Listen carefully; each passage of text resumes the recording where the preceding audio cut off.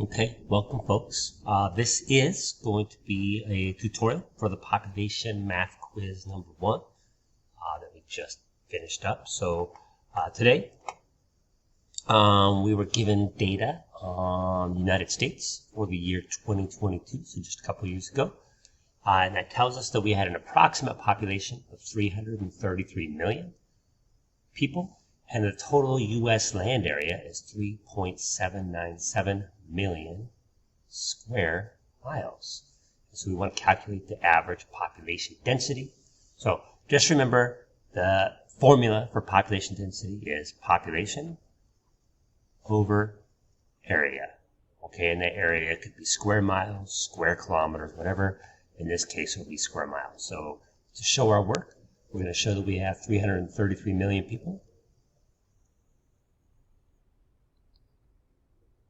People divided by 3.797 million square miles. Okay? Now, punching numbers on our calculator, you can write those in long form. So, for example, million is 10 to the 6th, right? So we could write that like 333, 000, 000, or we could go 333 times 10 to the 6th, as I've shown you guys before. Now, that is not proper scientific notation, but you're just trying to enter the value on your calculator, okay? Now, proper scientific notation, in case you're curious, would be 3.33 times 10 to the 8th, okay? But this is not a scientific notation lesson. This is just a way of taking a big number and putting it on your calculator. You could do it long form. You can do it this way. You can use proper scientific notation, whatever you're most comfortable with. I just think it's easier to teach kids that million always means 10 to the 6th. And so if you're given a value at 333 million, you can just take 333 times 10 to the 6th on our calculator, and it helps avoid the problem of one too many or one too few zeros, etc. Okay, but whatever way you're comfortable with. And then same thing for 3.797 million. We can go 3.797 times 10 to the 6th if we want to. That should be a 6, not a negative 6. Or you can go 3.797, if we want to. Okay, there's different ways of entering those values. Your calculator is going to treat them the same, so long as we put parentheses around them if we're using scientific notation, or if you know the scientific notation function on your calculator. So, lots of options. Get it? Figure out a way that's consistent for you. Now, when we do that division problem, though, we end up with, I think your calculator is going to say that's something like 87.7008, okay? Or we could go 87.7 or 88, right? So as long as we're doing like a little approximately, that's going to be people per square mile. We want to make sure we include the units and an appropriately rounded answer, okay? So just make sure that we wouldn't round that to 87. If we're going to round to a whole number, round it up to 88 because it's followed by a 7. 7 rounds up, okay? That is fine. If you didn't round exactly to those points right there, we say round reasonably, which means don't put a bunch of decimal places.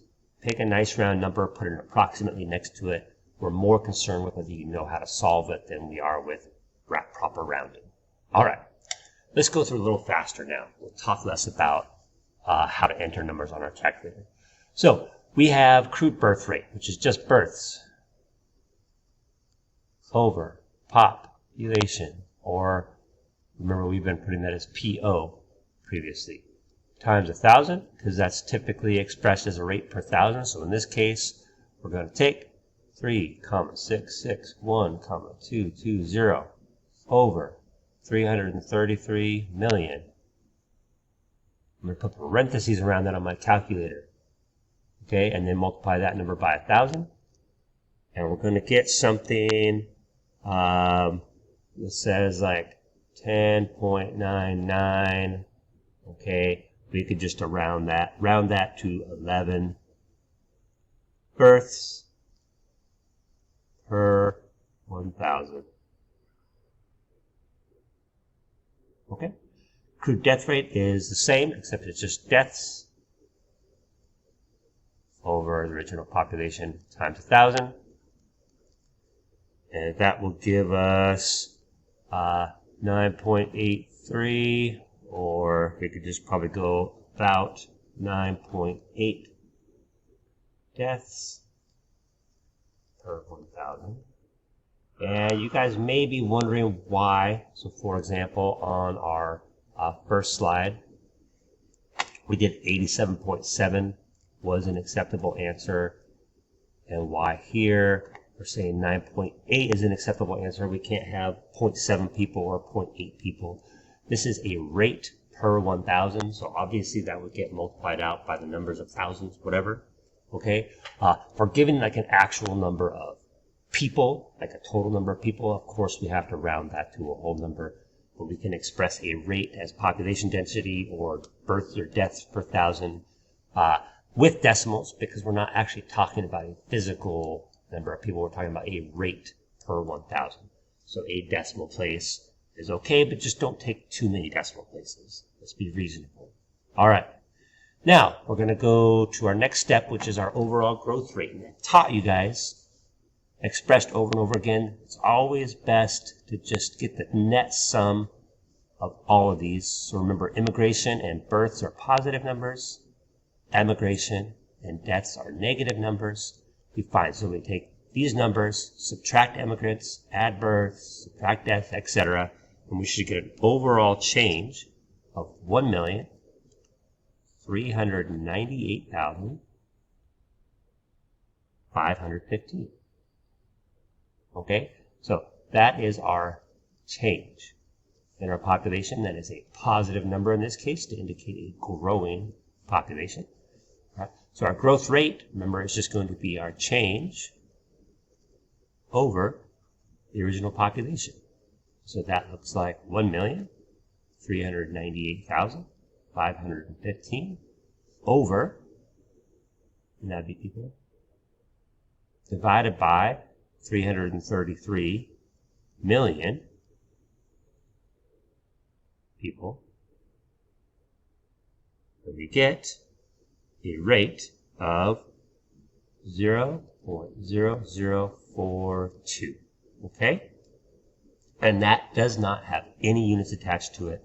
It's just a rate of 0.0042 increase, because that's a positive number. And so our percent growth rate is just going to be 0.0042 times 100 is going to give us 0.42%.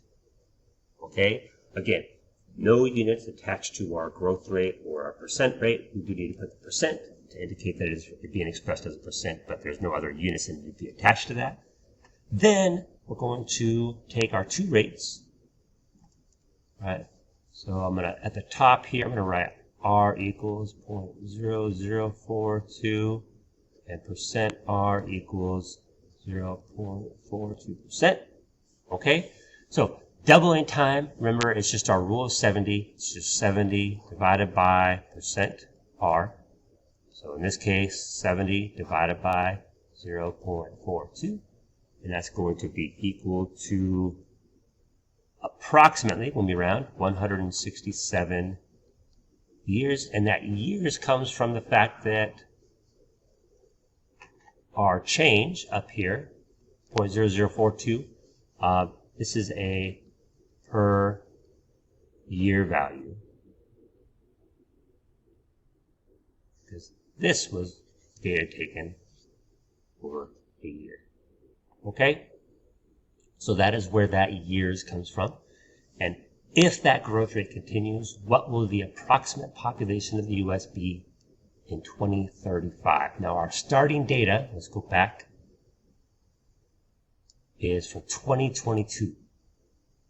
So very back in number 1, we are given that year 2022. So that is the population number we're starting with, or the year we're starting with. So t in this case, so the number of years is going to be 2035 minus 2022. It's going to be 13 years. Okay, so remember we have two formulas. We can use PO times E to the RT, or we can use PO times 1 plus R to the T, whichever one you're more comfortable with. So that would look like this: 333 times 10 to the 6th times E to the 0.0042. Remember that says R, so not percent R. I'm going to use this value, 0.0042, times 13. Or I can go 333 times 10 to the 6th times 1 plus R would be, 1.0042 to the 13th. Either way, when I round, I'm going to get approximately 352 million people. 2035. Okay, and that's assuming this number stays constant.